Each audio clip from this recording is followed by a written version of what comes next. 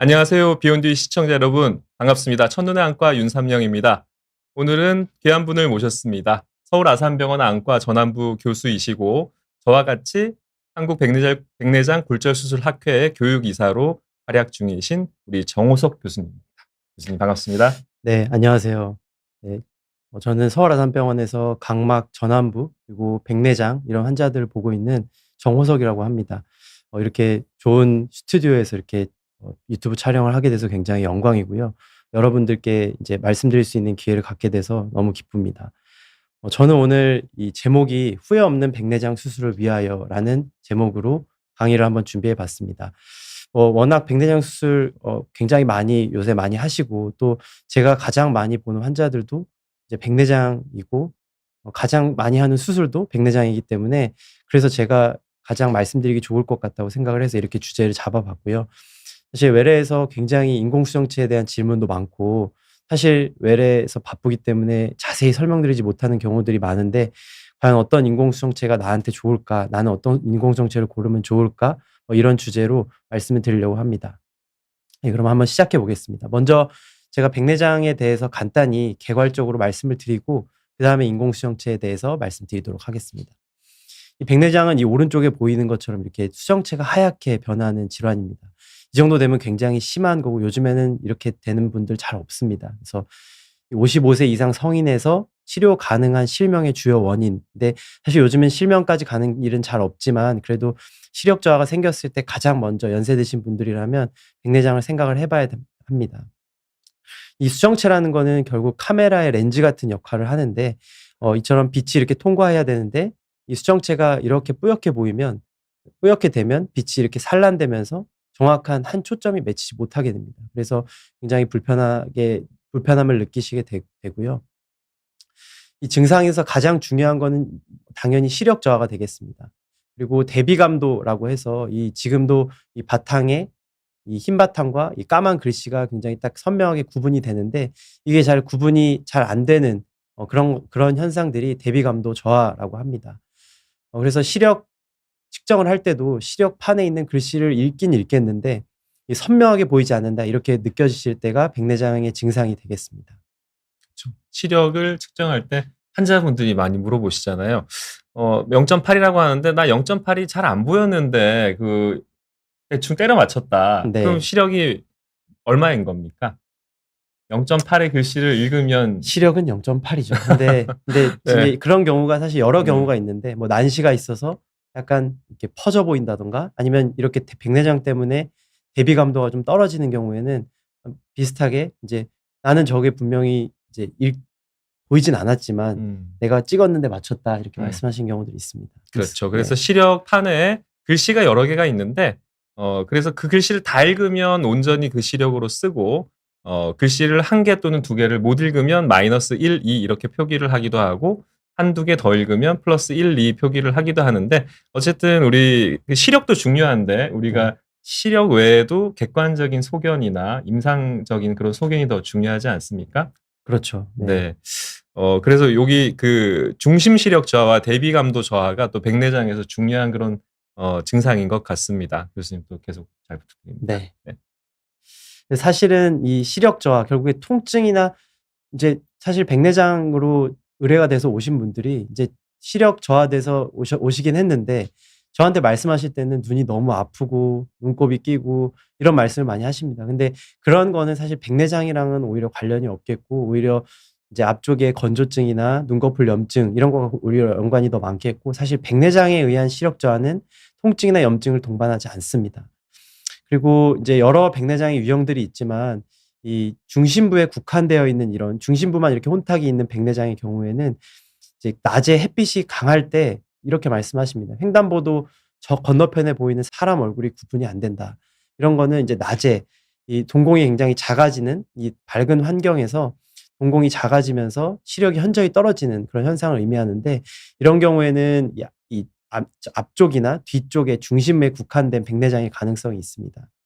또 이 핵백내장의 경우는 이 원거리 시력이 멀리 보는 시력이 오히려 더 감소하고, 오히려 가까운 게 좀 보인다고 느껴지실 수가 있는데, 물론 이거 좀 어려운 얘기지만, 이 우리가 핵백내장이 진행하면서 이 도수가 변합니다. 그래서 원래 노안이 있어서 가까운 게 안 보였던 분들이 오히려 먼 건 안 보이는데 가까운 게 보이는 이런 현상이 생길 수도 있고 아닌 분들도 있습니다. 그래서 이런 증상, 특이한 증상도 생길 수 있다. 이렇게 알고 계시면 도움이 될 것 같습니다. 네, 한국 백내장 골절 수술학회가 아니고 굴절 수술학회입니다. 네, 수정 부탁드립니다, PD님. 네. 그래서 제가 외래에서 인제 이 세극등으로 보고 이게 등급을 매기게 됩니다. 물론 이 등급이 아주 주관적이긴 하지만 항상 외래 방에 가면 이런 사진이 붙어 있고 이 사진을 근거로 해서 저희가 등급을 나누게 되고 이거는 앞서 말씀드린 것처럼 가운데 부분에 핵이 얼마나 진하게 보이냐 그리고 이거는 피질이라 그래서 주변부가 얼마나 지저분하게 이렇게 혼탁이 생긴 걸 볼 수 있느냐 아니면 맨 뒤쪽 수정체의 맨 뒤쪽 껍질에 이렇게 혼탁이 생기는 이 정도를 이렇게 비교를 하게 되고 뭐 사람마다 좀 이 시기가 좀 다르기도 하고 그 진료하시는 환경에 따라 좀 다르긴 하지만 저는 보통 한 4 등급쯤 되면 환자분들께 수술을 권유를 하고 3 등급에서도 만약에 환자분이 앞서 말씀드린 여러 이 불편한 증상들이 있다고 하면 이제 수술을 고려를 하고 있습니다. 원장님은 어떻게 네, 저도 비슷합니다. 4등급은 질환으로 봤을 때 수술하기 좋은 시기라는 생각이 들고요.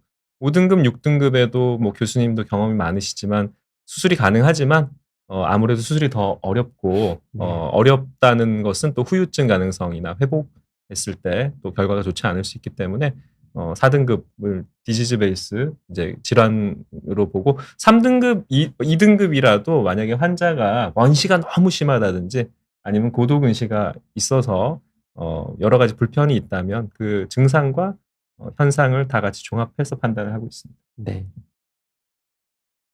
그래서 가장 많이 물어보시는 게 결국에 "언제 수술해야 되냐?"가 항상 궁금하신 것 같습니다.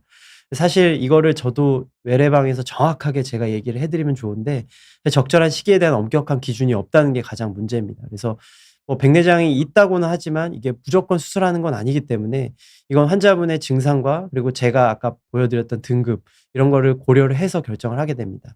일반적으로는 이 시력이 이제 안경을 모두 다 쓰고 교정을 했는데도 불구하고 0.5나 0.6 이하 혹은 미만 그러니까 0.5, 0.6이 안 되는 경우에는 대부분 이제 이 등급도 한 3 등급, 4 등급인 경우가 많고 이 정도가 되면 사실 일상생활이 조금 불편할 수 있기 때문에 수술을 권유하게 되고 또 환자의 요구 앞서 말씀드린 계속 말씀드려 온 것처럼 2 등급, 3 등급이고 시력이 어느 정도 좋지만 만약에 낮에 밝은 날에 잘 보이지 않거나 아니면 원시가 너무 심해서 너무 두꺼운 안경을 쓰기가 너무 불편하거나 예를 들어 이제 낮에 너무 잘 안 보이는데 결국에 일은 낮에 밖에서 하는 일을 가지신 분들 혹은 뭐 크게는 이제 주로는 골프같이 취미 활동에 지장을 받는 경우에 그런 경우에 수술을 먼저 고려를 할 수는 있습니다. 맞습니다. 그 백내장 아까 등급표를 보여주셨는데 락3라는 시스템인데 핵 등급은 6등급까지 있고 피질이나 또 후낭 혼탁은 5등급까지 있지 않습니까? 네. 그래서 이 절대적인 기준도 중요한데 특히나 저는 보면 중심부에 얼마나 그 혼탁이 집중돼 있냐 이게 또 환자분의 시력에 직결되는 부분이라 특히 중심부에 많으면 눈부심, 빛번짐 그리고 주맹 현상이 많이 생기지 않습니까? 네. 그래서 이제 그런 부분도 고려를 해야 된다고 생각합니다. 그리고 예 그래서 인제 수술을 잡게 되면 저희도 검사를 굉장히 많이 합니다. 환자분이 항상 "무슨 검사를 이렇게 많이 하냐?" 이렇게 물어보시는데 검사하는 목적은 결국에 백내장이 과연 환자분의 시력이 떨어진 거에 진짜 중요한 원인인가를 파악하는 겁니다. 그래서 망막이나 시신경이 건강한지 이런 걸 파악을 해서 망막이랑 시신경이랑 다 건강하지만 시력이 떨어졌다면 그리고 저희가 세극등 검사를 했을 때 백내장이 있다면 '아 백내장 때문에 시력이 떨어졌구나.' 이걸 예상을 할 수가 있고 또 백내장을 수술을 하게 되면 과연 시력이 얼마나 개선될 수 있느냐 이런 것도 검사를 하게 됩니다. 또 이제 전신 피 검사도 하고 환자분이 수술을 견딜 수가 있는지 그리고 특히 연세 많으신 분들이 많기 때문에 이 수술하면서 쓰는 약들이 이제 다 사용할 수 있는지 이런 안전성에 관한 검사도 하게 되고 마지막으로 가장 중요한 게 인제 인공수정체가 되겠는데 이 인공수정체를 과연 어떤 도수를 넣어야 되는지 이 환자의 눈의 길이나 아니면 각막의 굴절력 이런 거를 함께 검사를 하게 됩니다. 그래서 이 말씀드린 것처럼 당연히 기본적으로 세극등 현미경 검사, 안저 검사를 하게 되고 인공수정체 도수를 정하기 위해서는 말씀드린 것처럼 이 앞에 각막의 곡률 얼마나 이 구부러져 있냐 이런 쉽게 말하면 그런 거고 그리고 안구의 길이를 재서 과연 빛이 각막을 통과하고 수정체를 어떻게 통과해야 우리가 원하는 망막의 한 점에 맺힐 수 있는가를 계산을 해서 맞는 도수를 이 수정체 대신에 인공수정체를 넣어주는 그런 수술이 되겠습니다. 앞서 다 말씀드린 내용이고 하나하나 좀 말씀을 드리면 사실 백내장 수술할 때 중요한 게 난시가 되겠습니다. 이게 난시가 수술하고 또 난시가 많이 남게 되면 이제 수술을 잘 해서 보이긴 하지만 약간 글씨가 퍼져 보이고 숫자가 퍼져 보이기 때문에 이 환자분의 만족도가 떨어지고 시력의 질이 떨어질 수 있습니다. 그래서 결국에 이 화면을 보시면 이게 조금 어려운 얘기이긴 한데요. 이 위에가 전체 난시가 되겠고 이 밑에가 각막 난시가 되겠습니다. 그래서 보통 이 전체 난시는 각막 난시와 수정체 난시를 더해서 전체 난시가 계산이 되는데 이 수정체 난시는 수술하고 나면 이론적으로 0이 된다고 생각을 합니다.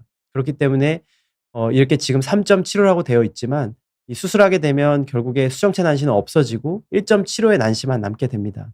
그래서 이렇게 각막 난시가 1.75가 남을 것으로 예상되는 경우에는 이 각막 난시를 어떤 방법으로든 좀 교정을 해줘야 되는데요.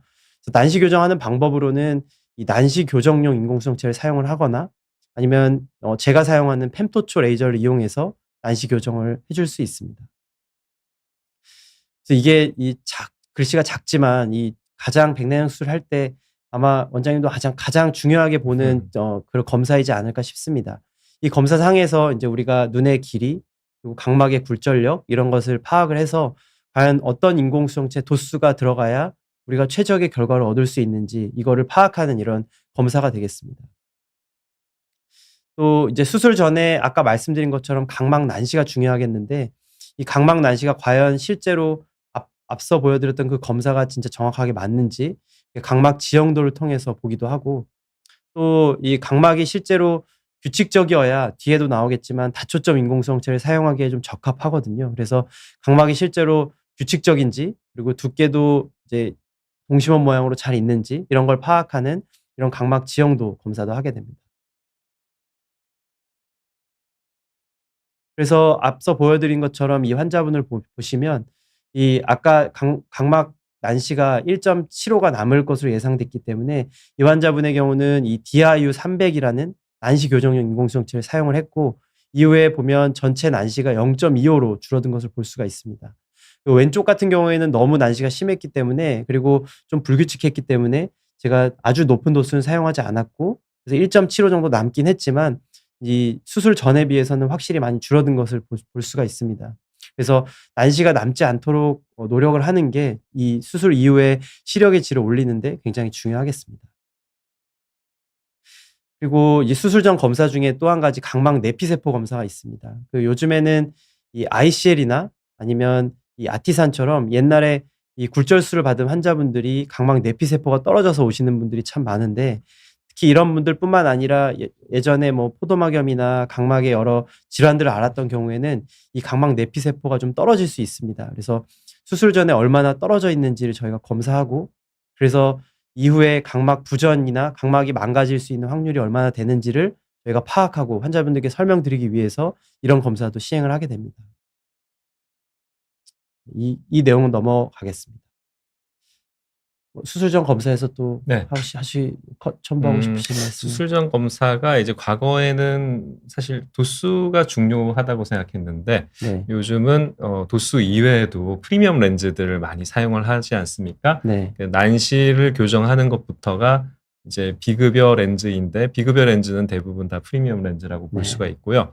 또 그런 복잡한 기능이 특히 이제 멀리 가까이를 다 볼 수 있는 노안 교정 기능이 들어간 렌즈들은 특히나 난시 교정이 중요하다고 모두가 알고 있죠. 네. 그래서 난시를 얼마나 없애느냐가 결국 시력의 질적인 만족을 결정하는 아주 중요한 요소가 되고 네. 그걸 위해서 저희들도 끊임없이 노력을 하고 있습니다. 네. 네. 그래서 수술 전 검사하는 게 다 이유가 있다. 이렇게 알고 계시면 될 것 그렇죠. 같고. 필요 없는 검사를 하진 네. 않습니다. 그리고 이제 백내장 수술 제가 영상을 하나 가져왔는데요. 대부분의 수술은 점압 마취로 진행을 하고 있습니다. 점압 마취제만 떨어뜨려서 진행을 하고 만약에 백내장이 너무 심하거나 이 연세가 너무 많아서 협조가 잘 안 되는 분들의 경우는 눈 뒤쪽에 이렇게 마취를 하기도 하고 주사로 마취를 하기도 하고 전신 마취로 진행하는 경우도 있습니다. 이 영상을 간단히 보시면 어 이 여기에 보이는 이 뒤쪽에 보이는 노란 것이 수정체입니다. 사실 노란 건 아닌데 어쨌든 이렇게 보이는 지금 보이는 부분이 수정체고 우리가 이 수정체 앞면을 전낭을 절개하기 때문에 절개를 위한 이 마킹을 여기 제가 이렇게 해 놓은 거고요. 음. 이 수정체 앞쪽 껍질을 제거를 하고 그다음에 안에 수정체 내용물을 제거하기 때문에 껍질에 도달하기 위해서는 이 앞쪽 전낭을 이렇게 동그랗게 우리가 통조림 뚜껑을 따듯이 이렇게 제거를 해 줘야 합니다. 그래서 지금 이 흠집을 내고 나서 저희가 이 핀셋 같은 걸로 잡아서 이렇게 동그랗게 최대한 이 제가 마킹해 놓은 부분과 동그랗게 해야 사실 인공수정체가 중심에 잘 오고 기울어지는 거나 이런 게 없기 때문에 이렇게 마킹을 하고 진행을 하고 있습니다. 음. 시계 반대 방향으로 돌리시는군요. 네. 저는 시계 반대 방향으로 하고 네. 있습니다. 저는 시계 방향으로 하고 있습니다. 서전마다 스타일이 다르니까. 네네. 네. 이게 사실 평면으로 보시니까요. 이게 네. 해부학적으로 이해가 이제 안 되실 수 있거든요. 그래서 이게 볼록한 각막 속에 물이 차 있고 그 물 아래쪽에 수정체가 있고 그 수정체의 앞쪽 껍질을 뚜껑을 아까 통조림처럼 딴다고 말씀 네. 주셨는데 네. 그걸 따내고 안에 있는 내용물을 깨끗하게 제거를 해야 되는데 네. 지금 쪼개고 계시네요. 네. 이게 사실 이 수정체 사이즈가 우리가 낸 이 뚜껑보다 더 크기 때문에 사실 그냥 꺼낼 수는 없고요. 보통은 이렇게 4 조각으로 잘라서 한 조각씩, 한 조각씩 이렇게 제거를 하게 됩니다. 우리가 이건 이 수정체 초음파 유화기라고 부르고 이 유화기로 사실 빨아먹는다고 생각하시면 좀 편할 것 같고요. 이제 천천히 저희가 돌려가면서 나뉜 조각들을 이제 빨아내게 됩니다. 그래서 이 빨아내게 되면 이 안쪽 주머니 안쪽에 공간이 많이 남게 되는데 거기다가 인제 인공수정체를 넣어주는 수술이 되겠습니다. 그리고 사실 원장님도 들으시겠지만 환자분들이 "백내장 수술만 하고 인공수정체는 넣지 않으면 안 되나요?" 이런 질문을 많이 하십니다. 근데 이 수정체 자체가 이 기능을 하고 있는 건데 이걸 제거하고 나서 이제 인공수정체를 넣지 않게 되면 이 빛이 굴절이 모이지 않기 때문에 도수가 굉장히 이제 플러스 원시가 되게 되고 잘 보이지 않기 때문에 항상 인공수정체는 넣어 줘야 합니다. 이거는 항상 세트로 하는 수술이라고 생각하시면 되겠습니다. 그래서 이분도 그렇게 아주 소프트하진 않기 때문에 이제 열심히 안에 내용물을 제거를 해 주게 되고요. 그다음에 인제 피질이라 그래서 이 주변부도 함께 제거를 해 줍니다. 제거를 하고 나면 이 빈 공간에 우리가 인공수정체를 이렇게 넣어 주고 나서 점탄 물질을 제거하고 이제 수술을 마치게 됩니다. 그래서 이렇게 렌즈가 들어가 있고 렌즈에 인제 센터링을 인제 중심을 잘 맞추고 그리고 수술을 마칩니다. 그래서 이 크게 제가 지금 보여 드린 게 한 10 분에서 15분 사이 정도 걸리게 되는데 이 단계가 있습니다. 그래서 각막을 먼저 절개하고 앞서 말씀드렸던 수정체 앞면 껍질을 절개하고 이 수정체 껍질과 내용물을 분리해 주는 이 수력 분리술 그리고 초음파 수정체 이화술 그리고 주변부에 피질을 흡인해 주고 인공수정체를 넣고 눈 안에 넣었던 점탄 물질이라고 해서 저희가 공간을 확보하기 위해서 넣는 물질을 제거해 주고 절개창을 닫아 주는데 이 앞쪽에 4 가지 이 단계는 사실 저는 요즘에 펜토초 레이저로 많이 하고 있는데 이 펜토초 레이저로 도움을 많이 받을 수가 있습니다. 물론 이제 비용이 들고 사실 별로 필요 없다고 생각하시는 이제 안과 의사 선생님들 계시지만 사실 쓰게 되면 이제 사실 이렇게 쓰기 시작하면 굉장히 편해서 이제 저도 환자분도 굉장히 편하고 그래서 수술도 굉장히 수월합니다. 특히 어 굉장히 백내장 정도가 심한 아까 보여드렸던 5 단계나 6 단계 환자분들 아니면 동공이 좀 작은 환자분들에서도 도움이 되고 또 내피세포가 이제 많이 떨어져 있는 환자분들에서도 굉장히 도움이 많이 되기 때문에 이 선택적으로 이제 수술 이 펜토초 레이저의 도움을 받을 수 있다면 굉장히 좋습니다. 그래서 펜토초 레이저는 간단히 보여드리면 이게 아까 보여드렸던 수정체고 이 앞에 있는 수정체 전낭을 이 초음파가 이 기계가 인식을 하게 됩니다. 그래서 초음파를 이용해서 저희가 아까는 손으로 이렇게 통조림 뚜껑을 땄다 그러면 이 초음파를 이용해서 한 1초 안에 이 껍질을 잘라내게 됩니다. 그리고 각막 난시도 아까 말씀드린 것처럼 난시 조절을 위해서 이 난시 교정용 이 각막 절개를 해 주기도 하고요. 그래서 앞서 보여드렸던 여러 그 과정들이 한 15초 안에 이렇게 끝나게 되고 이후에는 이 수정체 초음파 유화술부터 진행을 하면 됩니다. 그래서 이제 fem토초 레이저를 하게 되면 이런 모양이고, 결국에 이 상태에서 우리가 바로 수정체 초음파 유화술부터 할 수 있기 때문에 훨씬 더 효율적이고 우리가 초음파 에너지도 좀 덜 쓸 수 있고, 그래서 내피세포를 많이 보호할 수 있는 그런 장점이 있겠습니다.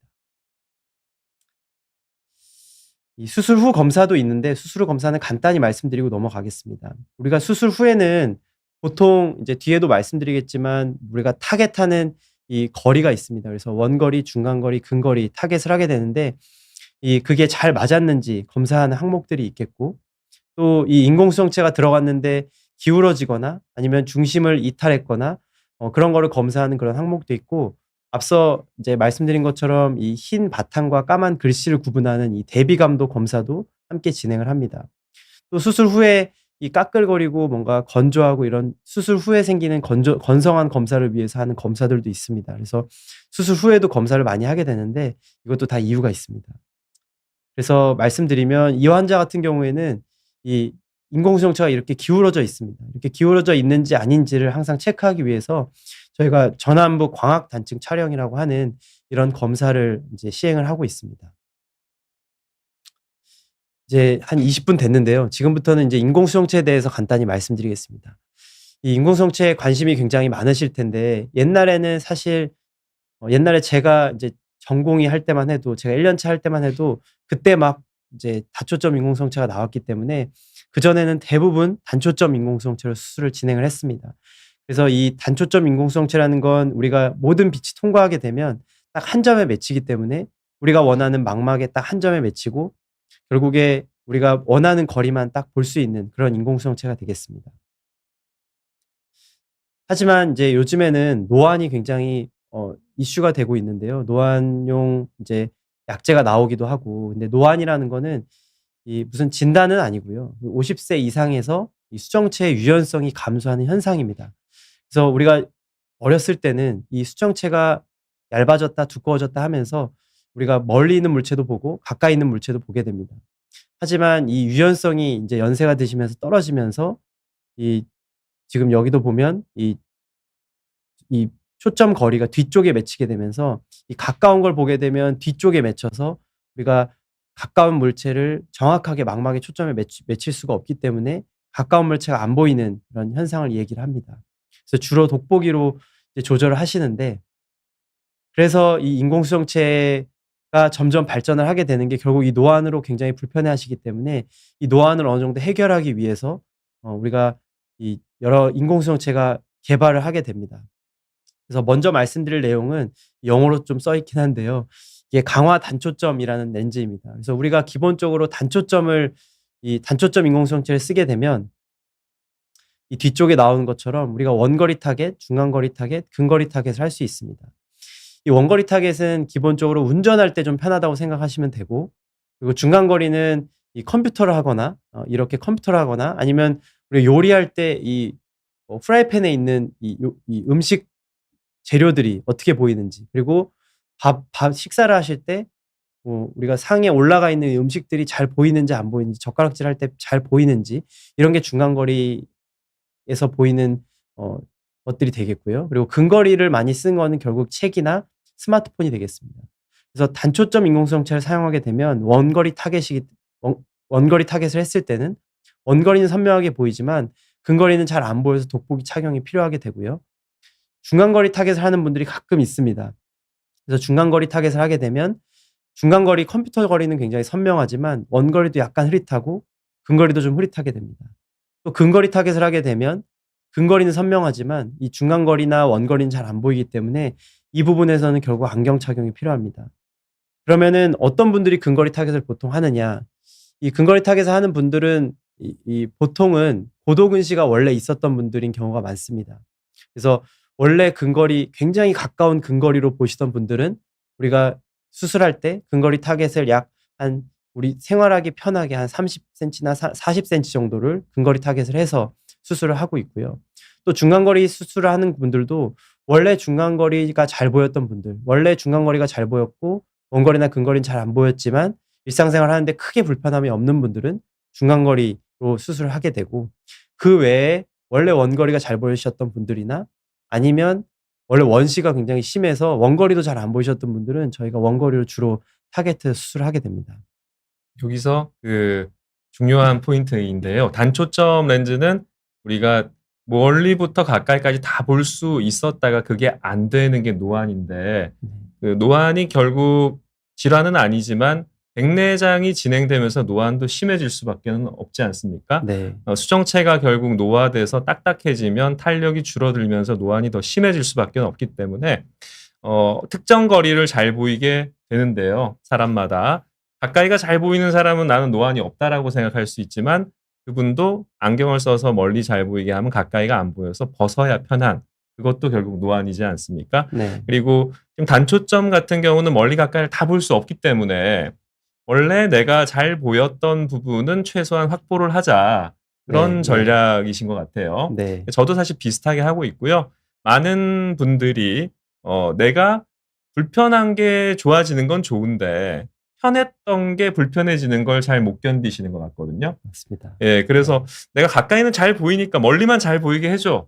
나는 그냥 단초점 멀리 잘 보이게 해줘. 이렇게 얘기를 하시는 분들이 꽤 있거든요. 네. 근데 그건 아니라는 거 네. 우리가 말씀드리는데, 저는 그 싹 다 없애고 새로 만드는 거라고 말씀을 드리거든요. 네. 그냥 새로 만드는데 그걸 가까이 맞추거나 멀리 맞추거나 선택을 하셔야 되고, 다 잘 보시고 싶으면 다초점이나 연속 초점 렌즈 같은 걸 선택을 하셔야 된다. 이렇게 말씀드리고 있습니다. 네. 이 설명이 굉장히 사실 어려운데 환자분들이 말씀하신 것처럼 이제 '나는 가까운 게 안 보이니까 멀리를 보기 위해서 수술을 한다.' 이렇게 생각하시지만, 결국에 그렇게 해도 저희가 멀리 보게 하면 가까운 게 안 보이기 때문에 한 가지를 선택하면 한 가지를 포기해야 된다는 걸 잘 알고 계셔야 될 것 같습니다. 그래서 여기 그렇죠. 네. 제가 그림으로 정리한 것처럼 원거리 타겟을 하게 되면 원거리는 잘 보입니다. 하지만 근거리 안 보이고, 근거리 타겟하면 근거리는 잘 보이지만 원거리는 잘 안 보이게 됩니다.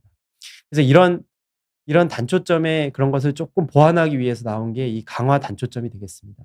이 밑에 사진을 보시면 이 실선이 제가 이게 말씀드린 이 강화 단초점 렌즈가 되겠고, 이 맨 위에 있는 점선이 기존의 단초점이 되겠습니다. 그래서 우리가 멀리 볼 때는 사실 기존의 단초점이 조금 더 잘 보입니다. 하지만 이 거리가 조금씩 바뀌게 되면 이 실선은 약간을 그래도 유지하면서 내려가지만 이 점선은 급격하게 떨어집니다. 그래서 우리가 원하지 않는 거리가 되면 이 옛날 기존의 단초점들은 거의 보이지 않지만 이 강화 단초점으로 하게 되면 약간은 보이게 됩니다. 이게 설명하기가 굉장히 어렵지만, 우리가 이 우리가 먼 거리를 볼 때 잘 보이게 하더라도 한 1m나 2m 앞에 있는 물체도 어느 정도는 볼 수 있게 하는 게, 조금 더 볼 수 있게 하는 게 이런 강화 단초점인 아이엔스 렌즈가 되겠습니다. 이거는 이 렌즈 중심을 약간 변화시켜서 이렇게 한다고 이야기를 하고 있고, 사실 결국에 우리가 여기를 좀 보이게 이 거리를 좀 보이게 하면서 이 거리를 손해를 보는 거기 때문에 사실 기존의 단초점도 뭐 필요한 경우가 있습니다. 망막의 기능이 좀 떨어져 있거나 아니면 녹내장이 있어서 정말 원거리가 잘 안 나오실 분들은, 저는 원거리 우리가 원하는 그 거리에 있는 시력을 최대화하기 위해서 일반 단초점을 하지만, 다른 질환이 없고 뭐 이제 그래도 원거리를 원하시는 분들에게는 요즘에는 강화 단초점을 많이 권유를 하고 있는데, 왜냐하면 이 렌즈는 사실 다른 뒤에 말씀드릴 연속 초점이나 다초점에 비해서는 합병증 이 불편한 비율이 굉장히 적습니다. 그래서 이 좀 유리한 점이 있지 않을까 이렇게 생각을 하고 있습니다. 좀 강화 단초점 사용을 좀 네, 하고 저도 계신지. 많이 네. 사용을 하고 있고요.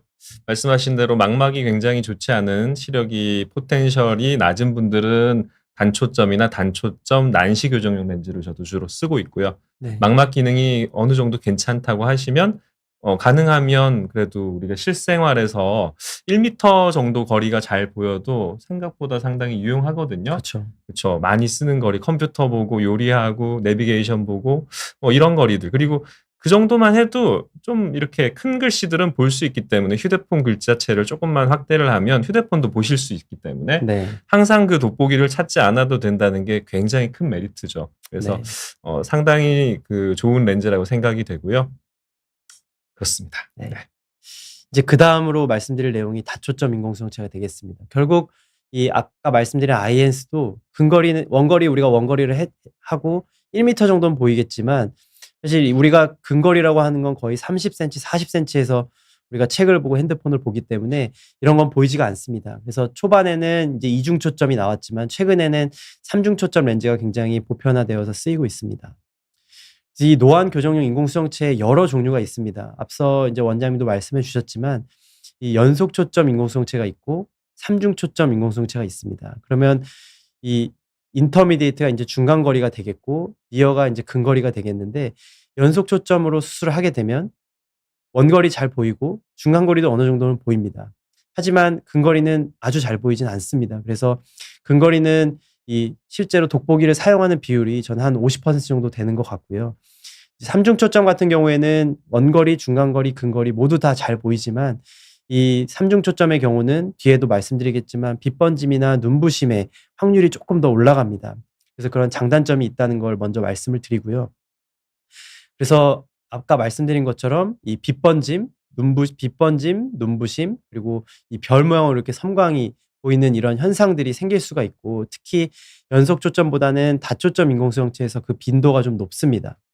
그 원인으로는 사실 뭐 여러 가지 원인들이 있고 각막이 별로 좋지 않거나 아니면 인공수정체 도수가 약간 오차가 생겼거나 난시가 남아 있거나 아니면 중심이 좀 맞지 않아서 우리가 여기로 봐야 되는데 여기로 보고 있거나 하면은 이런 일들이 굉장히 이제 빈도가 좀 높게 생기고 사실 제가 이제 환자분께 먼저 여쭤보긴 하는데 평소에 이제 예민하신지 아니면 뭐 별로 이렇게 그렇게 예민하지 않은 성격이신지 제가 한번 여쭤봅니다. 근데 예민하신 분들은 예민하시다고 말씀을 하시기 때문에 이제 그러면 제가 이런 걸 조금 느꼈을 때 굉장히 그 불편감이 심하고 삶의 질이 떨어진다고 느끼실 확률이 높기 때문에 이제 이런 분들도 또한 이런 합병증의 우려로 인해서 아주 먼저 권유를 하지는 않고 있습니다.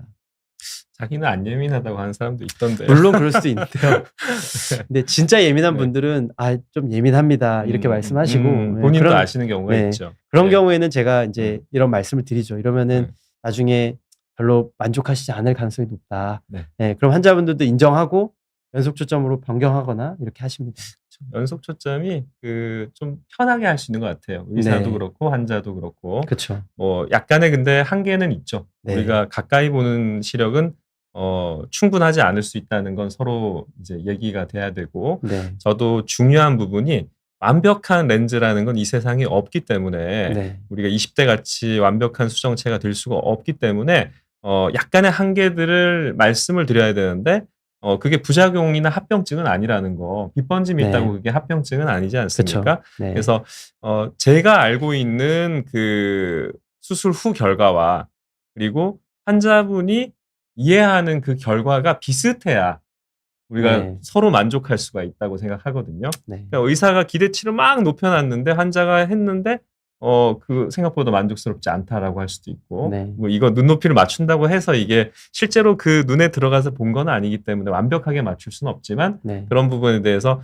충분히 그런 걸 말씀을 드리고 할 수 있으면 좋은데 진료 환경에서는 쉽지 않지 않습니까? 네. 그렇죠. 짧은 시간 안에 특히 뭐 단초점만 해도 설명을 해야 되는데 다초점까지 설명하기에는 좀 진료 시간이 우리나라 미국처럼 이렇게 한 10분, 20분 이렇게 진료를 볼 수가 없기 때문에 네. 한계가 있습니다. 그래서 여러분들 또 이렇게 영상도 참고하셔서 미리 좀 숙지를 하고 오시면 의사도 설명이 좀 편할 때가 많아요. 네, 요즘에는 맞습니다. 많이 알고 오셔가지고 아예 렌즈를 정해 오시는 분도 있지 않습니까? 그렇습니다. 음. 네. 뭐 이제 아직 저희 병원에 이제 출시가 안 된 렌즈를 해달라고 하시는 분들도 있고 네. 이제 굉장히 환자분들이 많은 걸 알고 계시긴 한 것 같습니다. 네. 사실 저도 이게 합병증을 썼는데 합병증은 아니고요. 저도 네. 환자분들께 말씀드립니다. 이게 어쩔 수 없는 렌즈의 특성이다. 그렇기 때문에 이런 빛번짐, 눈부심 어느 정도는 다 있습니다. 근데 환자분들이 그냥 밤에 잘 안 나가시는 분들도 많고 주로 밤에 많이 느끼기 때문에 이제 밤에 잘 안 나가시는 분들은 별로 모르겠는데요. 이렇게 말씀하시는 분들도 있고 이제 밤에 많이 활동하시고 하는 분들은 따라서 이런 다초점 인공수정체 넣었을 때 좀 불편하실 수 있습니다. 네. 그래서 이렇게 환자분들은 이렇게 기대를 하시지만 음. 실제로 이렇게 됐을 때는 환자분들의 굉장히 그 불만이 많아지십니다. 그래서 이 항상 이렇게 기대를 하시면 안 되고 저희가 말씀드리는 빛번짐, 눈부심의 가능성을 항상 생각해서 음. 내가 이런 거에 있지만 뭐 내가 밤에 그렇게 나갈 일이 없고 그리고 이런 게 있더라도 별로 그냥 이제 신경 안 쓰면 안 쓸 수 있다 이런 생각을 하시는 분들은 하셔도 좋겠고요. 물론 이 정도로 심하진 않다고 저는 생각을 하는데요. 음. 네, 이렇게 생길 수도 있다 이렇게 알고 계시면 좋겠습니다. 그래서 제가 이제 다초점 인공수정체를 이제 환자분이 원하실 때 저도 하셔도 되겠다라고 생각하는 적응증을 가져와 봤는데요. 일단 수술 후에 예상 시력이 양호해야 됩니다.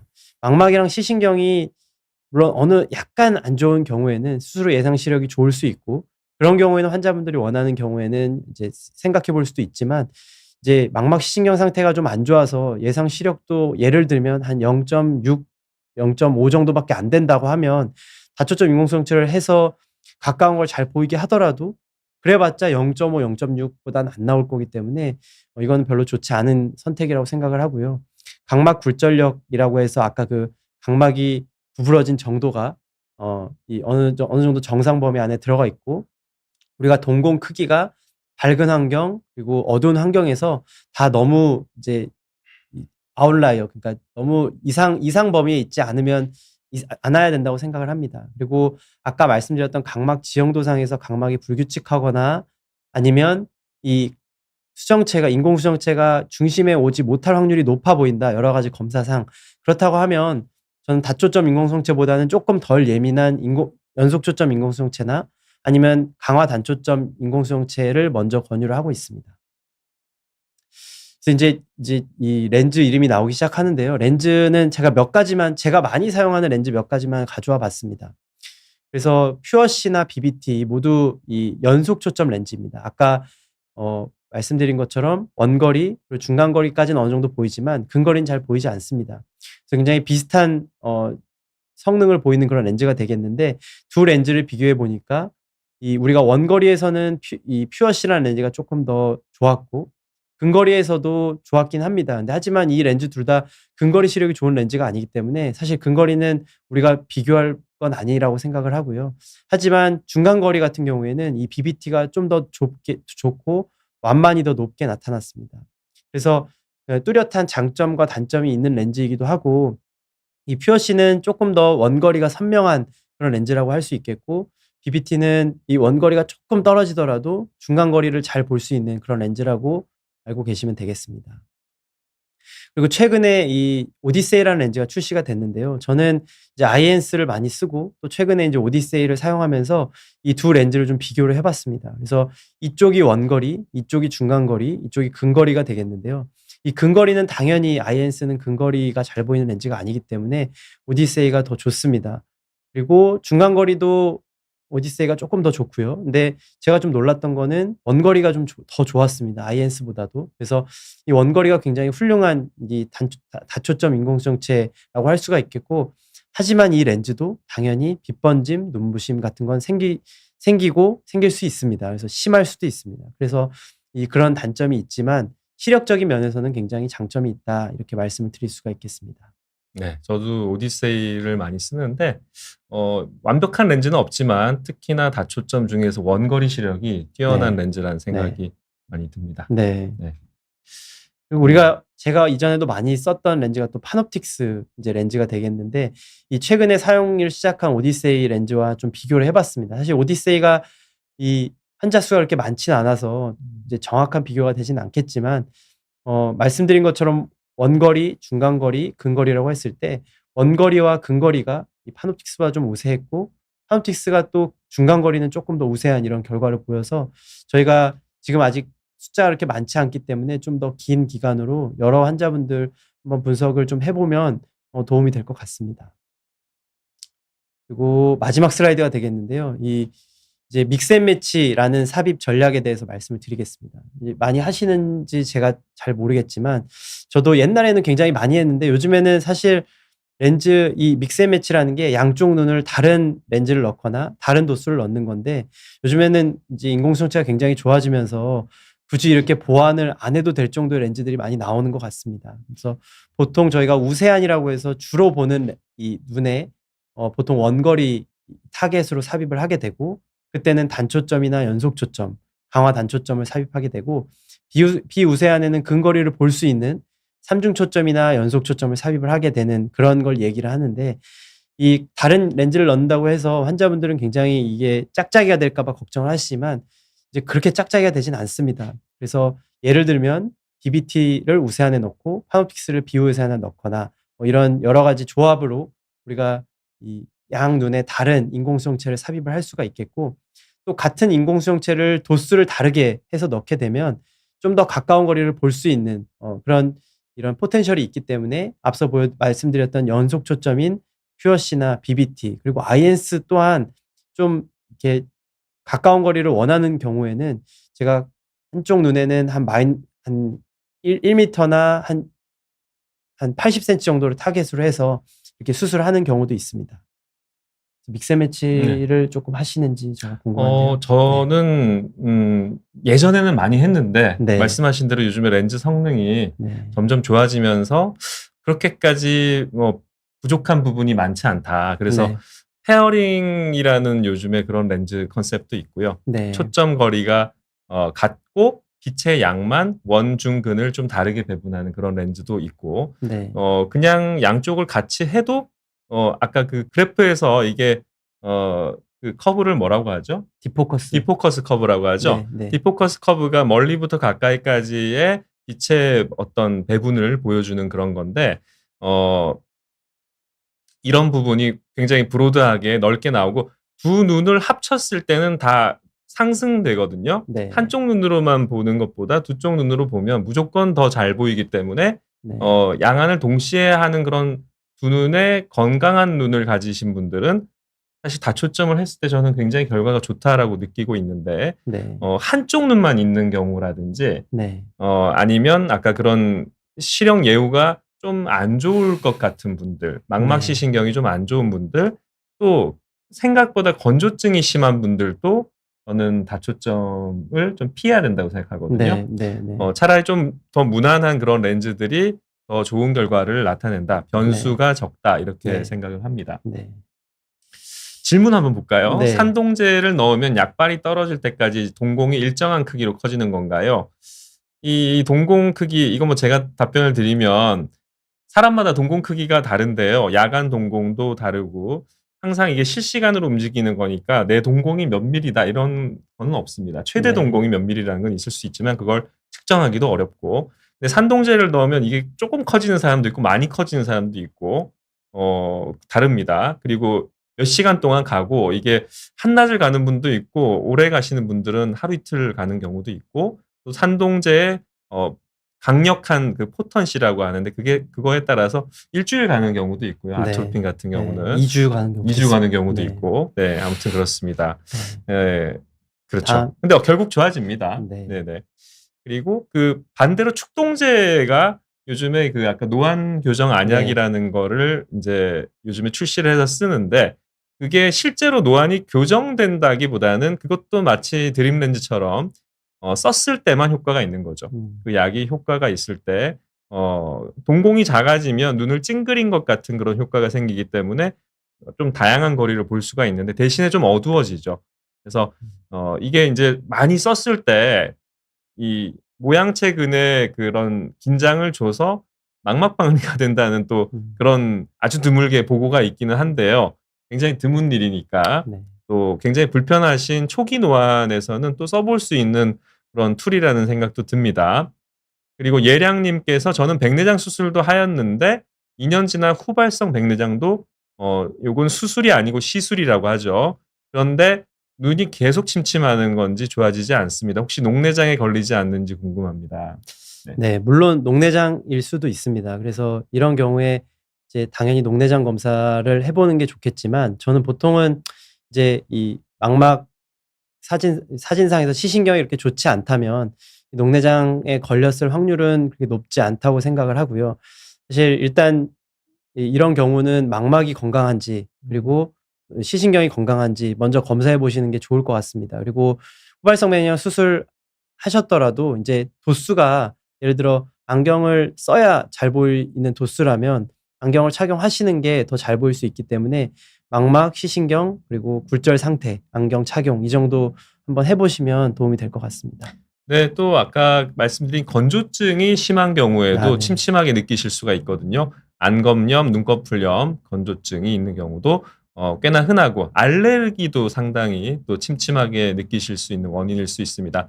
아까 교수님 말씀하신 여러 가지 그런 큰 원인들은 없는지 먼저 파악하는 게 중요하겠고 그런 부분이 있으면 교정을 할 수 있는 부분이 있을 수도 있기 때문에 그냥 생각만 하지 마시고 안과 선생님 좋은 분을 찾으셔서 진료를 받아보시면 좋을 것 같습니다. 또 막시무스 초이님, 아버님이 80세 당뇨 환자이신데요. 10년 전 오른눈 단초점 백내장 수술을 받으셨고요. 그리고 왼쪽 눈 백내장을 권유를 받으셨는데 왼쪽 눈은 당뇨 망막병증이 그렇게 심하지는 않고 약하게 있다. 그래서 클리어 뷰 2를 추천해 주셨다고 하네요. 이 렌즈의 국내 웹이나 유튜브에는 설명이 없어서 클리어 뷰 2라는 렌즈 혹시 저 들어보셨습니까? 처음 들었습니다. 저도 처음 네. 들어봤거든요. 네. 몰라서 답변을 못 네. 드리겠습니다. 죄송합니다. 많이 쓰는 렌즈는 아닌 것 같은데요. 네. 네, 혹시 나중에 제가 찾아보고 답변 드릴 수 있는 시간이 있으면 따로 말씀을 드리겠습니다. 그리고 운전과 핸드폰 정도는 보기를 원하시는데 운전과 핸드폰 정도 이게 어려운 거거든요. 네. 환자분들이 나는 뭐 크게 뭐 요즘에 일도 안 하고 별로 뭐 그렇게 잘 보진 않아도 되는데 그냥 뭐 골프 쳤을 때 공이 날아가는 거 보이면 좋겠고 핸드폰 그냥 재밌습니다. 핸드폰 잘 보이면 책도 보이면 그 정도면 돼. 근데 그게 정말로 어려운 거거든요. 그래서 실제로 그 컴퓨터 보는 지금 노트북 보이는 거리가 한 80, 제 팔이 안 닿으니까요. 네. 80cm 정도 된다고 네. 보이는데 네. 여기랑 휴대폰 거리가 40cm밖에 차이 안 나지만 도수는 얼마나 차이 날까요? 40cm면 2.5 디옵터고 80cm 1m면은 1.5 1.5 디옵터니까 1.25 거의 한 1 이상의 차이가 나잖아요. 네. 1이면 안경 도수로 4단계거든요. 차이가 되게 커요. 그래서 이 정도의 거리를 보는 것도 힘든데 골프공이 보이려면 100m 넘게 보여야 되고 여기 이렇게 굉장히 어려운 얘기거든요. 그래서 어쨌든 그런 눈높이를 잘 맞추고 그래도 최대한 그런 기대치를 충족할 수 있는 그런 눈 상태와 렌즈 상담은 그 본인도 인제 공부를 하셔야 되겠지만 우리 전문의 선생님이 제일 좋은 그런 어떤 방법을 알려드릴 가능성이 높기 때문에 남한테 좋은 게 나한테 꼭 제일 좋은 게 아닐 수 있거든요. 그거는 본인이 100% 결정하진 마시고 어느 정도 생각은 하시되 상의하셔서 제일 좋은 방법을 택하는 게 좋을 것 같습니다. 자, 미드솔님. 저는 예전에 라섹 수술을 받은 사람이고 최근 정신과 약을 복용하고 있는데 정신과 약을 먹으니까 사물이 전체적으로 다 퍼져 보입니다. 집 근처 안과 선생님께서는 빛을 비춰보면 정상적으로 이거 어려운 말인데요. 오실레이션을 하고 있다고 하셨습니다. 약물 인서트지를 읽어보니 부작용으로 산동 효과가 있을 수 있다고 쓰여 있네요. 이 산동 효과가 있다면 퍼져 보일 수가 있어요. 우리가 특히나 가까이 볼 때는 우리 눈에서 수정체도 이렇게 가운데가 뚱뚱하게 두꺼워져서 도수를 높여주고요.